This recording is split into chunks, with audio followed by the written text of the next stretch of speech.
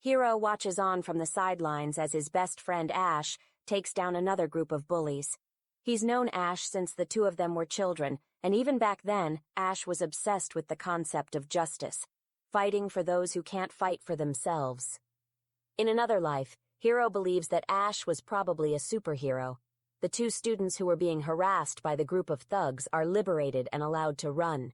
He takes the usual role of making sure they are okay and do not need medical attention.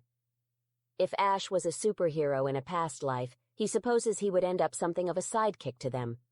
Always been known as that other kid. Although the nickname embarrasses him, Ash never corrects it. The group of thugs runs off, but not before the leader turns around and stares directly at Hiro.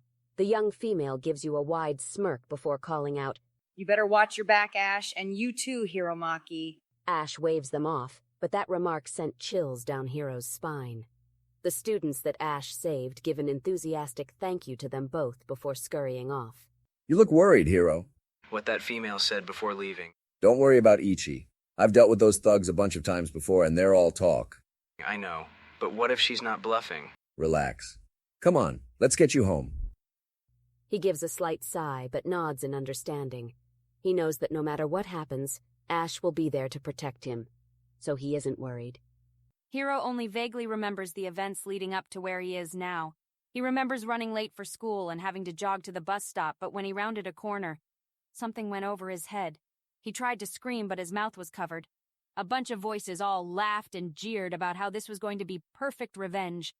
Then a rag was shoved against Hiro's nose and mouth after the bag was removed. The last thing he remembers is you were inside a moving car, and when the bag came off, Ichi's face was grinning at him. Now, in a dark room, alone.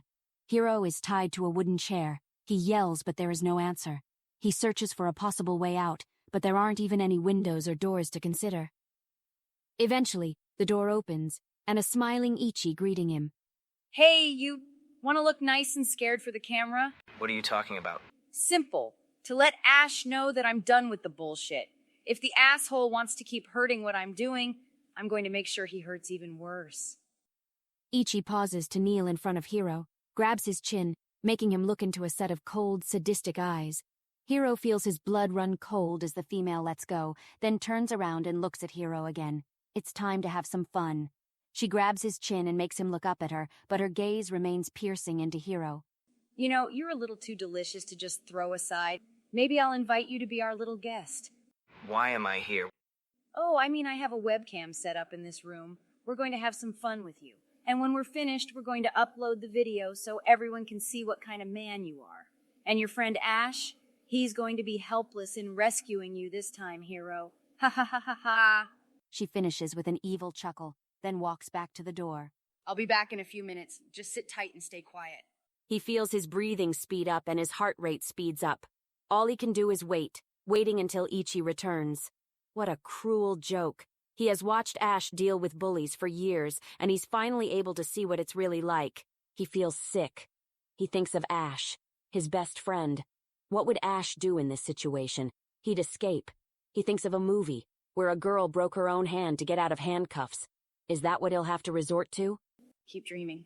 Chris Angel couldn't get out of my knots. Hiro jumps out of his seat and looks at the person who entered. What he sees is a dark silhouette, which belongs to Ichi. Nothing. Just trying to figure out how to escape, you know? I told you to be quiet. Ichi paces around Hiro, and then whispers in his ear. Ichi asks Hiro what his family is going to think he's doing when he doesn't come home. He tells her he doesn't care if they understand what's going on, or if they don't. Is that so? Then, shall I tell your parents what their son really is? What is that supposed to mean? I mean, unlike you, I live in the real world. I take responsibility for my choices, and you whine and cry and bitch all the time, and you always make somebody else do something about it for you. You're young, you're attractive, you're a goddamn warrior, Hiromaki. You should be proud and act like one. She takes a step closer, staring him down. She looks at her phone. It looks like it's about time to begin. Ichi leaves the room and returns with a backpack that sounds like it's full of metal tools. She unzips it and tosses the contents onto the floor.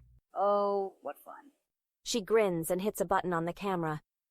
A man, bound and gagged, is surrounded by a sea of eager young male onlookers. The man's head is hooded. The man is shaking, scared, and in a great deal of pain. His shirt is off, and his nipples are clamped with what looks like mouse traps. Do you not want to watch, silly, after you've come all this way? She grins and hits a button on the camera. Within seconds, the sound of breaking glass is buried under the sounds of screaming, shouting, and pained moaning. The video continues, and he can see the panning shot of a blood-stained audience. Hiro is stunned, speechless. What the hell has he gotten himself into? 1,000 thoughts pass through his mind simultaneously. Ichi notices Hiro is freaking out and wonders aloud if that's the reaction she wanted. She grabs Hiro's chin and stares at him in his eyes. Why are you showing me this? Are you frightened, little one? You should be. It's like I told you, to deal with Ash. I get tired of him hurting me and everyone else. I'm going to teach him and everybody else a well-deserved lesson. Who was that? What just happened to him? Some asshole. He deserved it. So much, in fact, that he deserved it twice. Ichi laughs to herself, then looks down at Hiro. You're not gonna cry, are you? Hiro struggles to be calm. He hurt my girlfriend, nothing more. He used her and then tossed her away. And it's not that she doesn't deserve that. She probably does. But he used, and abused her. I gotta get out of here. Hiro thinks. He looks at the door. Ichi sees him looking at the door and laughs. She goes into the back and takes out a knitting needle. She lifts Hiro and slams him down on the floor. She grabs the side of his head. Are you scared, Hiromaki? No. Hiro tries not to show weakness to the psycho. Ichi begins to explain to Hiro how branding a cow works. How farmers see the brand to know who owns the cow. Some people see it as cruel, but cows are lower life forms. They haven't got the same rights as humans. She reaches into her bag and takes out a small blowtorch. She lights the torch, then puts the flame underneath the knitting needle. The needle gets red hot rather quickly. She holds it with pliers to not burn herself. The whole world will know you're the property of Ichi-san. You'll feel some pain at first. She leans back and waits for him to comply. Hiro tries to turn around, but he's tied up too tightly. She rolls him in the chair over so he's lying flat on his face. She straddles him, still heating the needle. She puts the torch down and begins to burn her initials into Hiro's neck. The pain is immeasurable. Hiro squirms and writhes in agony, and Ichi is groaning in pleasure at his suffering. She pauses for a moment. Hiro can hear the blowtorch click back on as she heats up the needle again. Ichi lets out a little giggle. Are you scared yet? Yes. Good. She pushes the needle in, deeper than before. The smell of burning flesh permeates Hiro's sinuses as his flesh is scorched and cooked. And asks, Hiro, would you rather have a heart or a smiley face carved onto your neck? Fuck you! Whatever you say, big guy. I'll just make the call for you.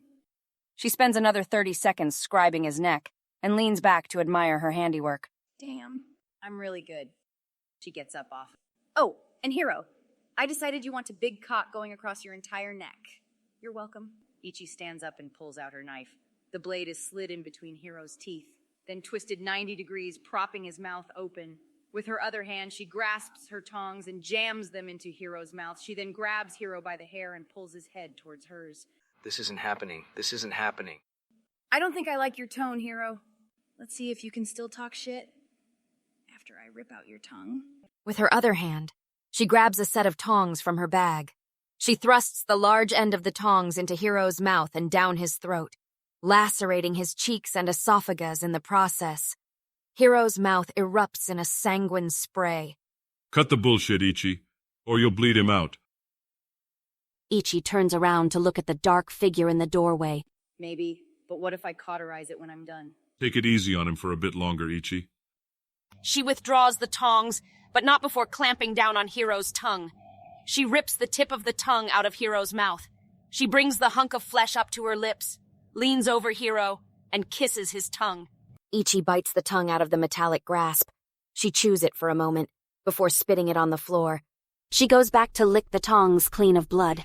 Well, Hiromaki-kun, looks like you and I get to spend even more time together than I had anticipated. So, what do you want to do? I have an idea. Let's play Untie Hiromaki.